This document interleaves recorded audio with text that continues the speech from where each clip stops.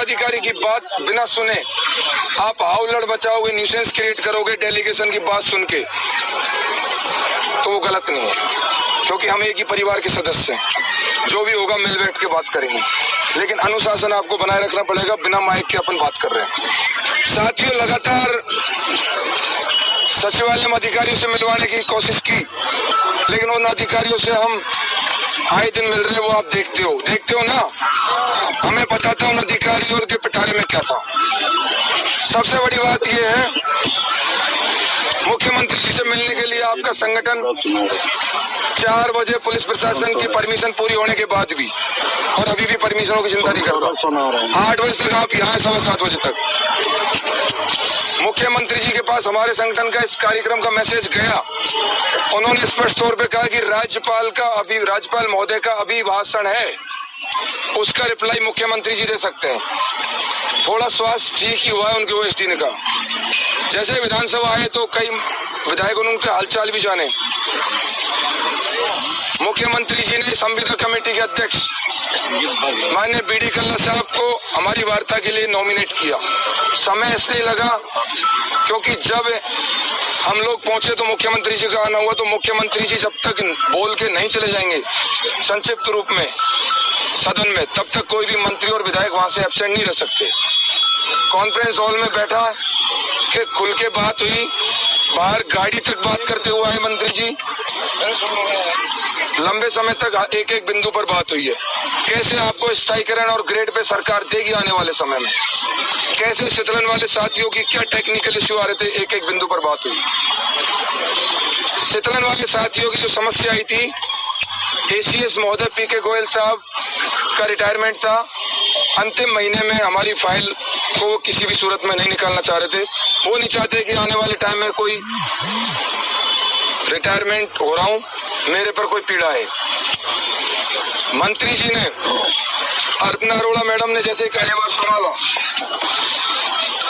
उनके लिए स्पष्ट तौर पर कहा दिया कि कल ही उन्होंने ज्वाइन किया है। ऑफिस टाइम में मैं उनको फोन करके, जब 13 जनवरी का वित्त विभाग का आदेश निकला हुआ है तो ये क्यों नहीं निकला, इसका मूल कारण क्या है, ये बात तो उन्होंने स्पष्ट रूप से कही कि मेरे जमाई ससुर कुछ है, उनकी डेथ हो गई है, मुझे टीए की बैठक में जाना है, वरना आपके आदेश को कल किसी भी सूरत में आपको साथ ले जाके टाइप करके दे देते हैं। लेकिन ऑफिस टाइम में मैं 100% शीतलन आदेश करवाऊंगा, ये मेरी जिम्मेदारी है, उन्होंने कहा।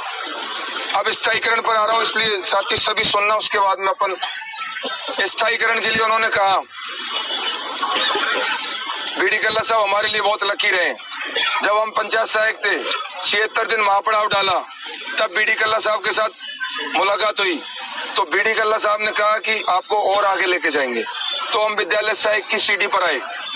फिर हमारे साथी रहे, 34 दिन बीकानेर में महापड़ाव रहा, उस दिन भी बीडी कल्ला साहब से मुलाकात हुई, शीतलन के वित्त विभाग के आदेश भी निकले। सिर्फ विभागीय प्रक्रिया में समय लगा, उसका कारण है हमारे विभाग के एसीएस का रिटायरमेंट, मूल कारण। स्थायीकरण के लिए उन्होंने कहा था, मुख्यमंत्री जी बजट में हाथ में हाथ डाल के जो उन्होंने कहा, आप अगर फोटो भी देखेंगे ना तो आप कहेंगे कि यार ये कोई कसम वादे तो नहीं हो रहे हैं। आज से पहले कैसी वार्ताएं होती थी वो मैं नहीं जानता, क्योंकि मैं जितने भी डेलीगेशनों में गया हूँ स्पष्ट तौर पर खुल के बात हुई है। उन्होंने कहा कि बजट की बात को मेरे मुखारबिंद से नहीं बोल सकता, क्योंकि मुख्यमंत्री जी यहाँ तक आपको लेके आए, अनुभव किसी का जीरो कर नहीं रहे, बड़े बड़े मंच और मीडिया के माध्यम से जब स्वमी बोल रहे हैं। हमने कहा साहब 10,000 आज हमारे भाई बहन परिवार के साथ वहां बैठे हैं, वो सुनना चाहते हैं। आप बताइए कि 7 करोड़ राजस्थान की जनता भी सुनना चाहती है कि बजट में क्या है। कोई भी राजस्थान में 6 करोड़ 99,000 आदमियों को पता नहीं है, पता इन अधिकारियों को और हमको भी है, लेकिन हम इसलिए नहीं कह सकते कि मुख्यमंत्री जी के पास वित्त विभाग है और सदन में वही आपके लिए संविदा कर्मियों के लिए 1,10,000 की हमने स्थायी करने की बात की थी, नियमित करने की बात की। एक सिस्टम के तहत सबको सिस्टम में लाकर कैसे करेंगे, मुख्यमंत्री जी आपको 10 तारीख को बजट जो होगा उसमें आपके लिए बहुत कुछ लेकर आए, ये उन्होंने बात कही। अब आगे जो डेलीगेशन की वार्ता है वो मैंने आपको बताई है। अब आगे हमारे संघर्ष के साथी भाई प्रवीण जी और भाई नरेंद्र जी दोनों आपको आगे बताएंगे। नहीं मैं भैया सुनो,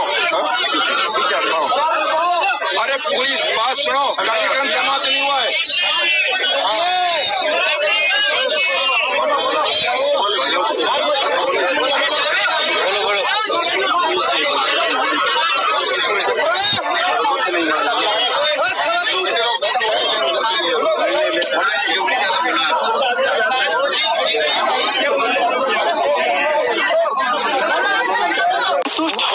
संतुष्ट ना होना, यह दोनों हमारी मानसिकता और हमारे व्यवहार पर निर्भर करती है।